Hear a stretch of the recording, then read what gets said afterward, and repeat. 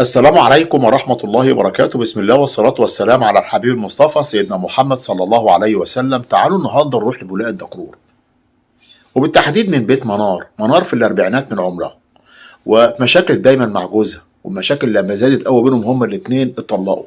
خدت بعضها وراحت عند أمها في أرض اللواء في العجوزة، وقعدت عند أمها، ولكن مفيش مصدر للرزق ولا مصدر للفلوس. تعمل إيه؟ راحت عملت كارد، وجابت بالكارد دوت مكنة خياطة علشان خاطر تشتغل عليه. تمام زي الفل لغاية دلوقتي انت كده ماشية في الحلال، ولكن ما فيش زباين، ما فيش فلوس، الناس ما بتجيش. وليه؟ على اساس بقى ان دلوقتي الجاهز يعني قليل قوي الناس بتروح دلوقتي تفصل. فبالصدفة شافت واحد في المنطقة اسمه هاني، شافته بالصدفة كده. سلمت عليه، قالت له وهو سلم عليها: وده انا اعرفك وانت ده انا كمان اعرفك، مش انت كنت جارنا هناك في بولاق؟ قال لها: انا كنت جاركم في بولاق، لكن جيت هنا في ارض اللواء على اساس ان انا ليا محل هنا وليا بيت ابويا هنا، فده بيتنا الاصلي يعني، وليا محل هنا، ومحل اللي اسمه هاني العالمي. تمام، بسم الله ما شاء الله. ده انا كمان عندي يعني انت شغال عندك اتيليه وكده، ده انا عندي مكنه واشتغل عليها وكده. قال لها: طب كويس قوي، يعني انت خياطه وانا نفس الكلام، طب ما تجيبي المكنه بتاعتك وهاتيها عندي في المحل، وادينا نمشي بعض احنا الاتنين والعمليه ترزق. تعالي هاتي المكنه بتاعتك وتعالي المحل عندي، والقرش اللي يجي احنا الاتنين بالنص. طبعا هي فرحت قوي، قالت: بدل ما يبقى عندي في الشقه والناس ما فيش زبائن عارفاني، لا يبقى في المحل والعمليه كده تمشي وزي الفل ومحل مشهور.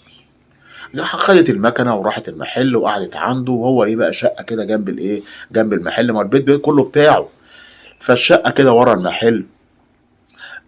يعني كانت برضه تدخل الشقه، تعمل له اكله، تنظف له الشقه، يخش معاها الشقه يهزر معاها، يحط ايده عليها، اهو بوسه اهو مش عارف ايه، لغايه ما بقى هما الاتنين بقوا يقيموا العلاقه هما الاتنين مع بعض. ومره يديها 100 ومره يديها 200 جنيه. طب ما تزود شويه واديها 300 جنيه. جت مره قالت له: يا عم ما تديني 500 جنيه. قال لها: ليه؟ على ايه 500 جنيه؟ ليه يا بنتي؟ هجيب منين انا كل مره 500 جنيه؟ قالت له: يا عم ده انا اعرف اللي بيمشي في يعني الستات اللي كده، يعني انت فاهم، يعني بياخدوا مبالغ قد كده، جايه عليا انا؟ ما تجيب يا عم 500 جنيه. قال لها: على ايه؟ ما انا اروح اتجوز احسن. قالت له: خلاص ما تروح تتجوز عادي، يعني فيها ايه؟ ده انت يا دوبك بتقعد معايا 3 دقايق، تعالى شوف بقى جوزي الاولاني كان بيعمل معايا ايه. الله الله، ايه ده؟ انت بتعايريني ولا ايه؟ قالت له: والله ما انا اقول لك ايه، مش بتقول لي روح اتجوز؟ انت فاكر نفسك يعني قوي؟ ده بقول لك ده انت يا دوبك ما بتكملش كده. طب ماشي. هو طبعا اتضايق وحط الكلمتين دول في باله وبقى متضايق قوي. بقت تيجي المحل طبعا بقى حاطط الموضوع ده في باله وفاكر لها الكلمتين اللي هي قالتهم دول. وهنا طلب مره، قال لها: طب بقول لك ايه، ما تخشي اعملي الشقه كده واغسلي لي الهدمتين اللي جوه واكله حلوه كده ونضفي الشقه، لانك بقالك مده ما بتجيش وما بتخشيش الشقه يعني كده، وانا هديك اللي انت عايزاه، هتديني اللي انا عايزاه خلاص يعني. قال لها: دخلت عملت كل حاجه وخدت شاور واتصلت بيه، قالت له: يلا ادخل بقى خلاص، انا جاهزه. كان هو كمان جاهز، وراح جاب لها مخدر من الصيدليه وبتاع، ودخل وراح هما الاتنين اقاموا العلاقه مع بعض، العلاقه اللي هي ما بتعجبهاش يعني. وراح حط لها المخدر في العصير، وبعد كده راح عمل ايه؟ قتلها. وبعد ما قتلها بقى يعني، طب انا هعمل انا ايه دلوقتي؟ هتصرف في الجثه دي ازاي؟ اعمل ايه؟ بقى مش عارف يفكر يعمل ايه، لغايه ما قطعها 4 حتت.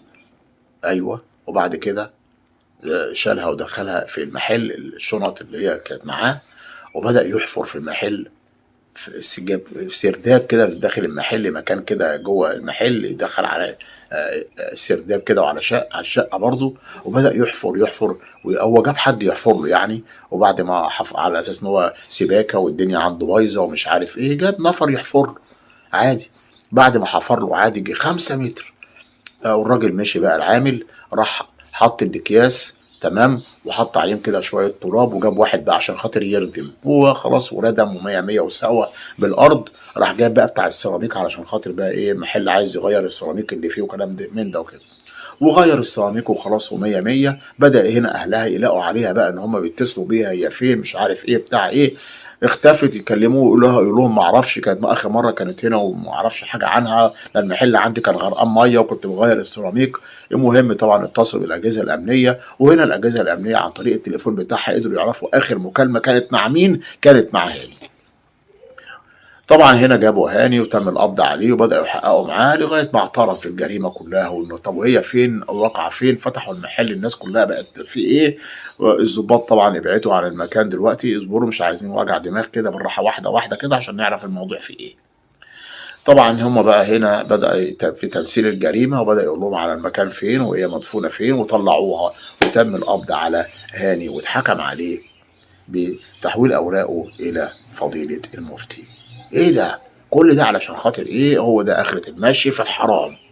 أنت كنت شغالة حلوة أوي في الأول، وبدايتك كانت حلال وزي الفل، وكنت جايبة مكنة تشتغلي عليه، تروحي عنده البيت وتاخدي عليه وتحبوا بعض انتوا الاتنين، ويتصل بيكي طول النهار ويكلمك في التليفون وتحبوا ببعض، وتخشي جوه الشقة تعملي له الأكل بتاعه وتغسلي له لبسه وتعملي معاه. ليه ده كله علشان خاطر إيه؟